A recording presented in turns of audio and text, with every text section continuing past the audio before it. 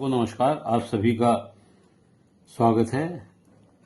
आज इस वीडियो के द्वारा मैं जो आशीष जी हैं, रुद्रप्रयाग के रहने वाले हैं, उन्होंने प्रश्न किया है कि उनकी नौकरी कब लगेगी, शादी कब होगी और प्रेम विवाह की क्या स्थिति रहेगी, होगा या नहीं।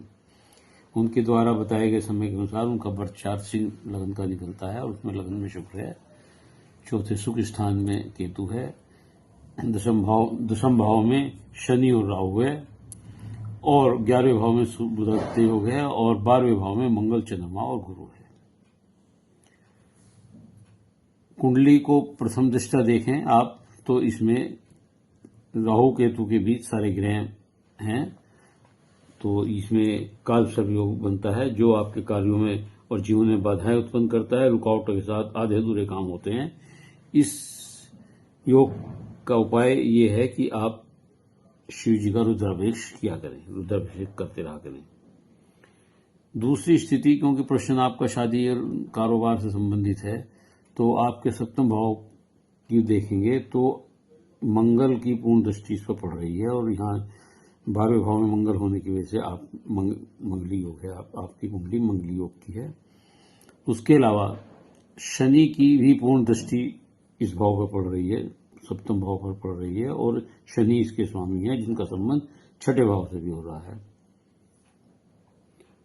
तो ऐसी स्थिति में जब शनि का घर हो और शनि की ही दृष्टि पड़ रही हो और मंगली भी हो और मंगल की पूर्ण दृष्टि पड़ रही हो, मंगल नीच का हो, तो बहुत अड़चनें होती हैं शादी में और शादी विलंब से होती है, शादी जल्दी होती है और ये कभी कभी 35 साल तक की स्थिति इसमें हो जाती है और 28 से पहले तो होती नहीं, 28 से 30 और कभी कभी 35 साल तक की अवस्था इसमें लग जाती है।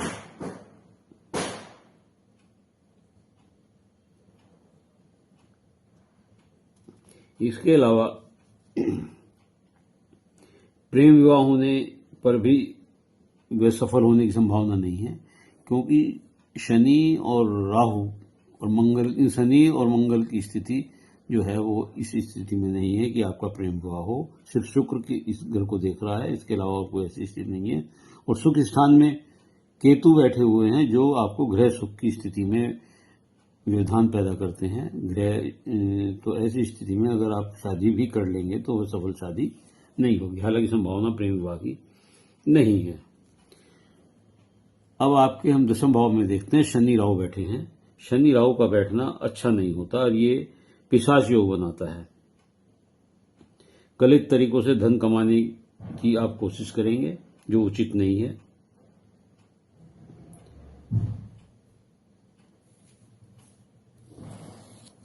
मंगल की स्थिति देखें तो मंगल आपका सुखेश और भाग्येश होकर नीच का 12वें भाव में बैठा हुआ है, तो ऐसी स्थिति में यह विदेश योग भी बनाता है और भाग्योदय 28 वर्ष के बाद होता है ऐसे लोगों का, और कभी कभी भाग्य 28 के बाद भी और उसके साथ साथ विवाह के बाद भाग्योदय होता है।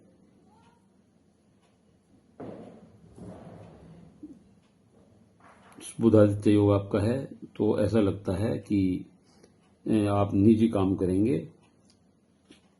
नौकरी की संभावना आपको नहीं है, क्योंकि आपके इस भाव में जो दशम भाव है इसमें शनि और राहु बैठे हुए हैं और शनि राहु मलेच्छ योग बनाने की वजह से नहीं लगता कि आप जो है नौकरी कर पाएंगे। नौकरी करेंगे छूटेगी, इसी तरह की स्थिति स्थिरता नौकरी में आपको नहीं मिलेगी। रोजगार शनि इससे भी हम देखते हैं और इससे भी देखते हैं, तो ये यहाँ ऐसा नहीं लगता कि आप इस तरह का कोई कार्य नौकरी का करेंगे। नौकरी योग आपके में नहीं बनता है।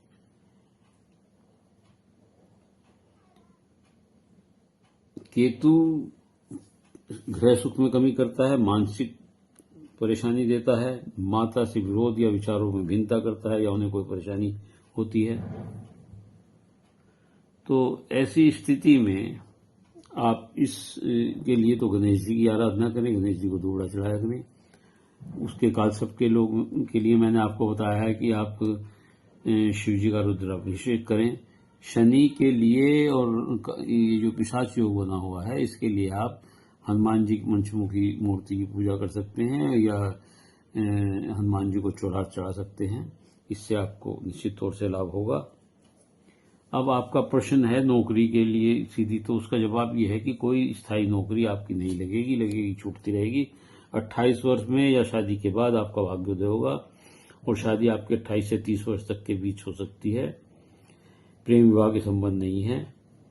तो मैं समझता हूं कि आपको मैं जो आपके प्रश्न हैं उनके मैंने आपको सभी के जवाब दे दिए हैं।